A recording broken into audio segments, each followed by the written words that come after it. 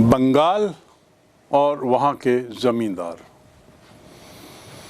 अंग्रेज लोग जो आए थे मूलतः भारत एक व्यापारी के रूप में आए थे, यानी उनका आने का मूल उद्देश्य आर्थिक था, मुद्रा, धन। तो आर्थिक उद्देश्य की पूर्ति किसी अन्य तरीकों से भी की जा सकती है तो वे उसके लिए तैयार थे और उन्होंने शुरू में व्यापार के माध्यम से अपनी आर्थिक इच्छा को पूरी की, आर्थिक विकास किया। बाद में धीरे धीरे जब वे शासक बने तो व्यापार के अलावा उन्होंने कुछ अन्य जरिए ईजाद किए जिसके माध्यम से उन्होंने अपनी आर्थिक मजबूती को और बढ़ाया। जब वे शासक बने 1757 की प्लासी की लड़ाई के बाद, 1764 के बक्सर की लड़ाई के बाद, जब उन्होंने बंगाल का शासन अपने हाथ में ले लिया, शासन को अपने हाथ में लेने के बाद कल्पना करिए 1774-73 की मैं बात कर रहा हूँ, 64 की, आज से करीब 300 वर्ष पहले की बात। उस समय इतनी दूर से अंग्रेज भारत जब आते हैं, उन्हें भाषा का ज्ञान नहीं, उन्हें भारतीय भौगोलिक व्यवस्था का कोई विशेष ज्ञान नहीं, स्थानीय व्यवस्था का, उन्हें भारतीय आर्थिक स्थिति का ज्ञान नहीं, यहाँ के जो करेंसी है उसके बारे में कोई विशेष जानकारी नहीं, लेकिन वो शासक बन बैठे हैं। अब उनके सामने विवशता ये थी कि शासक बनने के बाद केवल व्यापार से ही शासन नहीं चल सकता और इसलिए कुछ ऐसे स्रोत पैदा करने होंगे जिसके माध्यम से पर्याप्त आय हो और उस आय के बल पर हम बंगाल का शासन चला सकें और हो सके तो उसका विस्तार भी कर सकें। उसी कड़ी में बंगाल और वहाँ के ज़मींदार, इसका जिक्र यहाँ किया जा रहा है। औपनिवेशिक भारत की शुरुआत बंगाल से होती है, उसका सर्वप्रथम उदाहरण बंगाल है।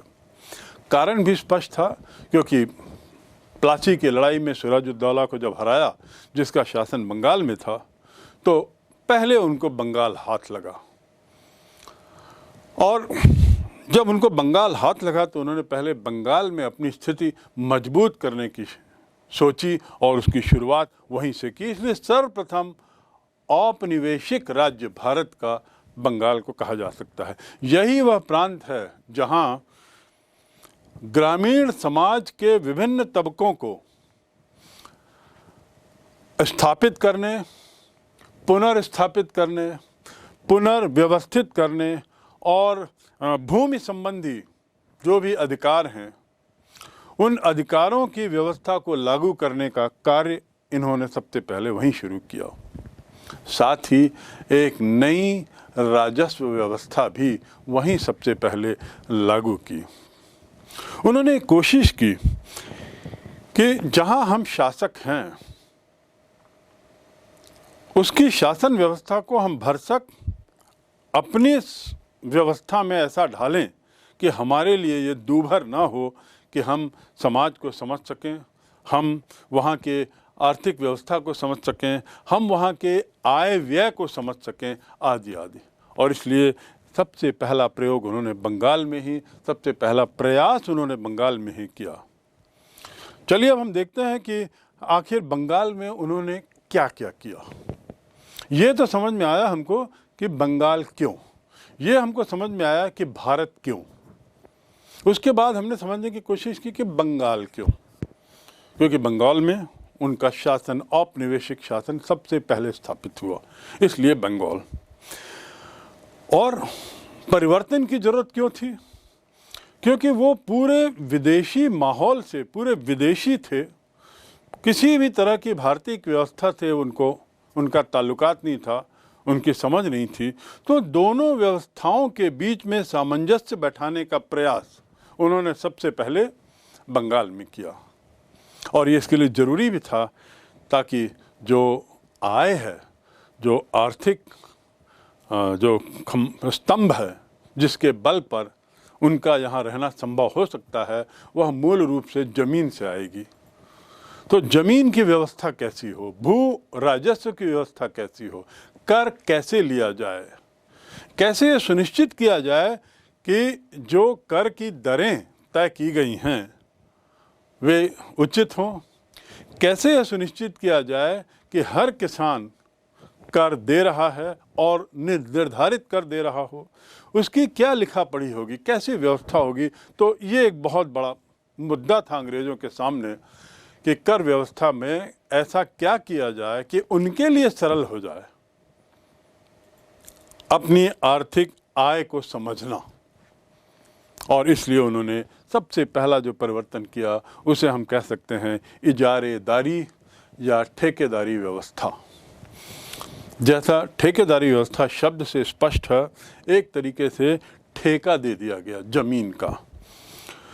हेस्टिंग्स, वॉरेन हेस्टिंग्स जो पहला गवर्नर जनरल बना भारत का 1772 से 1785, और उसी के काल में पहली बार ब्रिटिश संसद ने, अंग्रेजी पार्लियामेंट ने पहली बार कंपनी के मामलों में दखल देते हुए 2 कानून पारित किए, कई अधिनियम पारित किए। उसमें से 2 अधिनियम बहुत महत्वपूर्ण हैं। एक तो 1773 का रेगुलेटिंग एक्ट और दूसरा 1784 का पिट्स इंडिया एक्ट, जिसने अंग्रेजी संसद के अधिकारों को बढ़ाया और ईस्ट इंडिया कंपनी को अंग्रेजी संसद के मातहत लाने का पूरा प्रयास किया। इसमें क्या परिवर्तन हुआ, ये आखिर ठेकेदारी व्यवस्था क्या थी? हेस्टिंग ने लगान वसूली का जो काम है वह कंपनी से अपने हाथों में ले लिया। हेस्टिंग्स किसका प्रतिनिधित्व करता था? हेस्टिंग्स शासन का प्रतिनिधित्व करता था, तो उसने अपने हाथों में ले लिया कंपनी, और भू राजस्व की वसूली के लिए जो प्रणाली उसने लागू की उस प्रणाली को कहते हैं हम इजारेदारी व्यवस्था। इजारेदारी व्यवस्था ऐसी भू राजस्व प्रणाली है जिसके तहत ठेकेदारों के माध्यम से लगान वसूली की जाती है। लगान शब्द से तो आप वाकिफ हैं, लगान यानी भू संबंधी कर, जिसे हम राजस्व भी कह सकते हैं। तो इस प्रकार इजारेदारी व्यवस्था या ठेकेदारी व्यवस्था उसने लागू की। इसमें ठेका दे दिया जाता था कि तुम इस ज़मीन का ठेका हमको दोगे, इस ज़मीन का ठेका लो। और ठेका देने का आधार क्या होता था?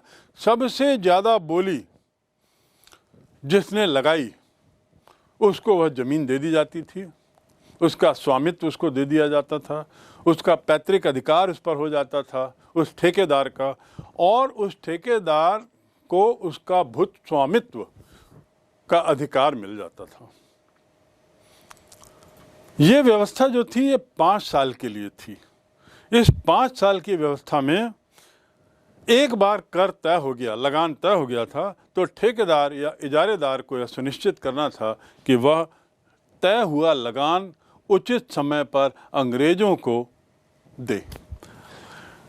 इसी व्यवस्था को हम इजारेदारी कहते हैं, और ये व्यवस्था बड़ी प्रसिद्ध हुई। ये अंग्रेजों के द्वारा लाई गई पहली व्यवस्था। इसमें फ़ायदा क्या हुआ? अंग्रेज जो भाषाओं से वाकिफ़ नहीं थे, अंग्रेज जो स्थानीय स्थितियों से वाकिफ़ नहीं थे, अंग्रेज जो स्थानीय माहौल से वाकिफ़ नहीं थे, भूमि व्यवस्था से वाकिफ़ नहीं थे, उनके लिए तो असंभव ही था कि वे स्वयं जाकर टैक्स इकट्ठा करें, कर लें। साथ ही अंग्रेज अधिकारी भी तो कम थे, प्रारंभ में अंग्रेज़ों की संख्या कम ही थी। तो भारतीयों की मदद से कैसे सुनिश्चित किया जाए कि लगान समय पर हो, तो उन्होंने ये ठेकेदारी व्यवस्था की। इस ठेकेदारी व्यवस्था का एक फ़ायदा और था, और वह था कि भूमि जब नीलाम होती थी और सर्वोच्च बोली वाले को दी जाती थी, तो नीलामी से होने वाली आय भी एक अतिरिक्त आय बन गई अंग्रेज़ों की। तो इस प्रकार इजारेदारी व्यवस्था एक बहुत ही अहम व्यवस्था थी। ये पंचवर्षीय थी। बाद में 1770 में लागू हुआ। 1777 में इसे 1 वर्षीय कर दिया गया।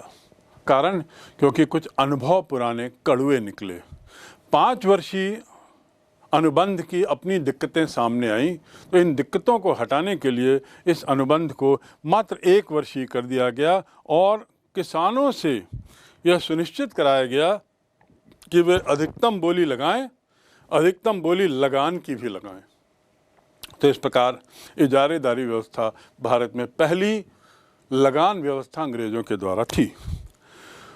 बाद में इसमें थोड़ा सा सुधार किया।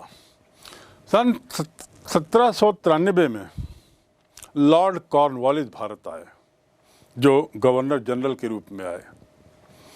लॉर्ड कॉर्नवालिस जब भारत आया उस समय बहुत पैसा भारत में ईस्ट इंडिया कंपनी ने खर्च कर दिया था बहुत सारी लड़ाइयों में, चाहे वो मराठा की लड़ाइयाँ हों, चाहे वो टीपू सुल्तान के साथ फ्रेंच की लड़ाइयाँ हों, फ्रांस के साथ लड़ाइयाँ, बहुत सारी लड़ाइयाँ हुई और इन लड़ाइयों में अंग्रेज़ों ने बहुत पैसा खर्च कर दिया था और ईस्ट इंडिया कंपनी वो फिर से ब्रिटिश संसद से पैसा मांग रही थी अपना शासन चलाने के लिए, अपनी व्यवस्था बनाए रखने के लिए, जो अंग्रेजी पार्लियामेंट के लिए संभव नहीं था बारंबार रकम भेजना।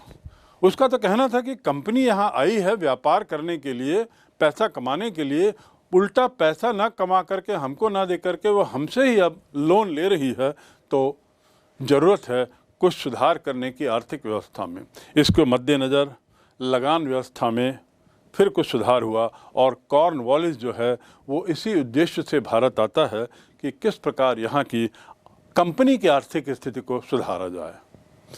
उसका काल जो है वो कंसोलिडेशन का काल कहलाता है, यानी उसने विस्तारवादी नीति को रोककर, कंपनी की विस्तारवादी नीति को रोककर पहले कोशिश की कि हम अपनी आर्थिक व्यवस्था को मजबूत करें और उसके तहत उसने एक स्थायी बंदोबस्त की व्यवस्था करवाई।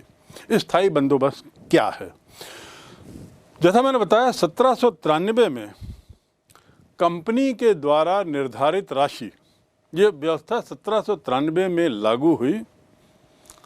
कंपनी एक राशि निर्धारित कर देती थी जमींदार की सहमति से कि आपके पास इतना क्षेत्र है, भौगोलिक क्षेत्र आपके मातहत आता है जिसके आप जमींदार हो, इससे हमको वर्ष के अंत में इतना पैसा मिलना चाहिए कर के रूप में, राजस्व के रूप में।